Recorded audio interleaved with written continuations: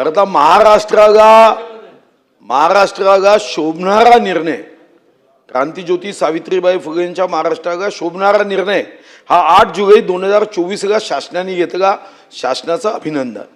पण अध्यक्ष महाराज, निर्णय झाल्यावर ज्या काही अडचणी आहे त्या सोडवण्याच्या दृष्टीने माननीय मंत्री महोदयांनी अतिशय सकारात्मक उत्तर जरी दिलं सगळं तरी बात सही है, मगर दूध में थोड़ा दही है.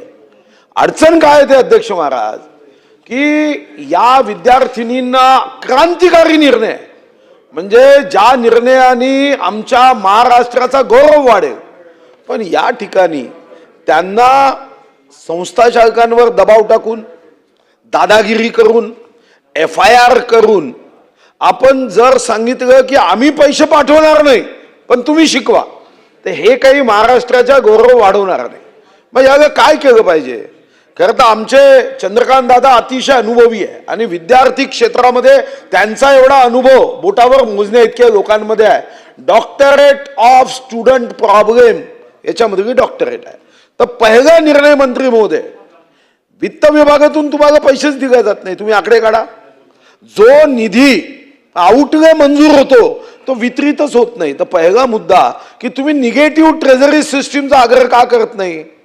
पुन्हा पुन्हा फायली पाठवायच्या. तर तुम्हाला स्वतःला अनुभव आहे की अनेक अधिकाऱ्यांचे मुली ऑस्ट्रेलिया, न्यूझीलंड, लंडन, अमेरिका शिकतात आणि महाराष्ट्रात गरीब मध्यमवर्गीयाचे पोरं शिकतात.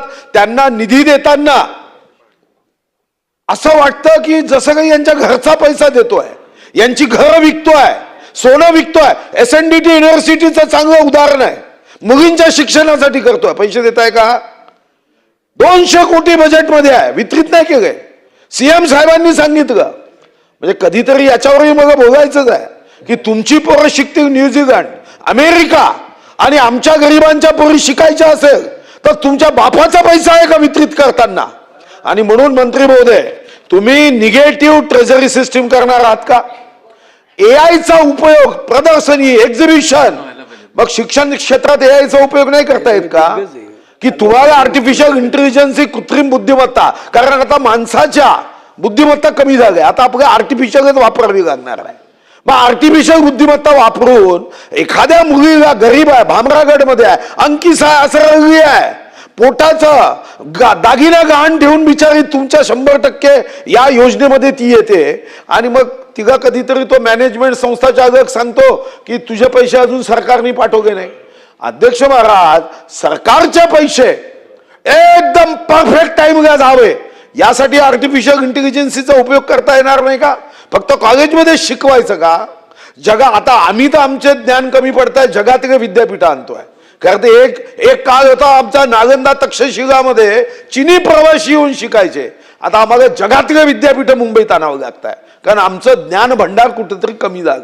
अध्यक्ष महाराज, मग माझा दुसरा स्पेसिफिक प्रश्न आहे की तुम्ही निगेटिव्ह ट्रेझरी सोबत AI चा उपयोग आपण करणार आहात का? आणि नंबर 3 ही माझी आग्रही विनंती आहे आणि तुम्ही अतिशय म्हणजे आमचे आदर्श नेते आहात. तुम्ही आज एक विधानसभेत आश्वासन देऊन टाका की आउटलेचं वितरण दर अधिवेशनाला, तुमचा आउटले एकदा मंजूर झाला, नियत्व आहे की दर अधिवेशनाला वित्त विभागाने किती पैसे दिले याचा अहवाल पटलावर ठेवत जा. म्हणजे आमच्या लक्षात येईल की मुलीं बेटी बचाव बेटी पढाव हे सन्माननीय युगपुरुष नरेंद्र मोदीजींच्या विरोधात कोण कोण अधिकारी आहे हे आपल्या लक्षात येईल. आणि म्हणून पटलावर माहिती देत जा की योग्य क्षणी हे आम्हाला इतकेच पैसे वित्त विभागाने दिले आणि SNDTचे पैसे वितरित कधी करतायत तेवढं सांगा. माननीय अध्यक्ष महोदय, मी अतिशय दाव्याने असं सांगेन की ह्या वर्षी प्रामुख्याने प्रोफेशनल कॉलेजेसला लागणारी जी फी आहे, म्हणजे फी प्रतिपूर्ती आहे, ती आपण हा जो पहिला स्लॉट असतो जो आपल्याला 31 मार्चच्या आधी अर्धा द्यावा लागतो तो आपण दिला आहे. जो कमी पडला तो पुरवणीमध्ये मिळाला आहे, त्यामुळे पुरवण्यास सँक्शन झाल्यामुळे आता लगेचच तो देता येईल. आम्ही मेन बजेटमध्ये शिष्यवृत्तीची जी मागणी केली ती आमची सँक्शन झाली आहे आणि त्यामुळे अर्धा पार्ट जो आपल्याला जून ते सप्टेंबर द्यावा लागतो तो आम्ही देऊ. थोडासा OBCच्या फी प्रतिपूर्तीच्या बाबतीमध्ये हा प्रश्न जरा जास्त आहे, कारण ती संख्या मोठी आहे, ती अमाऊंट मोठी आहे आणि मग आउटले सँक्शन होतो आणि व्यवहारात तो डिस्ट्रीब्यूट होत नाही. त्यामुळे आता माननीय मुख्यमंत्री महोदयांनी शिष्यवृत्ती दिली जाते अशा अल्पसंख्याकांसहित सगळ्या मिनिस्टर्सना आणि सगळ्या सेक्रेटरीना एकत्र बोलावून मी ही जी 50% मुलांची आणि 100% मुलींची फी प्रतिपूर्ती आहे याच्यामध्ये कुठली हेळसांड खपवून घेणार नाही असा आग्रह धरल्यामुळे ते निगेटिव्ह ग्रँट काय म्हणतात मला लक्षात नाही आलं, कारण ते अर्थमंत्री होते. त्यांनी हे मान्य केलं की सॅलरी पाहिजे तेव्हा आपल्या आउटगेमध्ये जेवढी मंजूर आहे ते पैसे आपल्याला काढता येते. आता सध्या काय होतंय, तुमचे विभाग तिकडे फाईल पाठवतात आणि वित्त विभागामध्ये पुन्हा एकदा 2013 सारखी मंत्रालय आग लागण्याची शक्यता आहे. 58,000 फायलींनी आत्महत्या केली. आता पुन्हा फायलीला आत्महत्या करायची आवश्यकता पडू नये. तुम्ही निगेटिव्ह ट्रेझरी सिस्टीम विद्यार्थ्यांच्या शिक्षणासाठी लावलीच पाहिजे, म्हणजे पैसे तुम्हाला ताबडतोब काढता येतात. मी सुधीर भाऊंकडून मधल्या वेळात समजून घेतो, कारण आता जर मुख्यमंत्र्यांनी त्यांच्या बैठकीमध्ये त्यांनाही ह्या प्रश्नाची बोच निर्माण होऊन सॅलरी इतकीच इक्वल प्रायोरिटी शिष्यवृत्तीला दिली असतानाही हा प्रश्न राहील का हे मी समजून घेतो सुधीर भाऊंकडून आणि त्याप्रमाणे आग्रह धरेन. एक सगळ्यात महत्त्वाचा मुद्दा जो मला ह्या निमित्ताने सुतोवाच करायचा आहे की जसं तिची फी माफ करतो, मी सगळ्यांना अपील करतो की ज्या ज्या कॉलेजेसमध्ये हे होतं आहे की ते जूनला विदाऊट फी ॲडमिशन देत नाही, तुम्ही यादी द्या. ते सगळ्या ठिकाणी मी डायरेक्ट जायला तयार आहे आणि डायरेक्ट ऑन स्पॉट ॲक्शन घेऊन टाकू आपण, कारण हे करताच येणार नाही.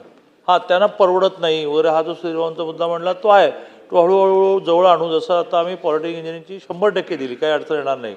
दुसरं मी सुतोवाच करतो की जशी फी माफ झाली, अदर फी पण आपण ट्युशन फीच्या पोटात टाकण्याचा प्रयत्न करू आणि तिला सुद्धा मॉनिटर करू. परीक्षा फीचा जो त्यांनी टेक्निकल मुद्दा सांगितला तो लगेच पाहतो. हॉस्टेलच्या बाबतीत सांगितलं की दरमहा 6,000 रुपयाचा निर्वाह भत्ता सुरू केला, तसं 2,000 रुपये सरासरी तिला एक ॲडिशनली मिळावेत, ज्याला कमवा शिका म्हणतात.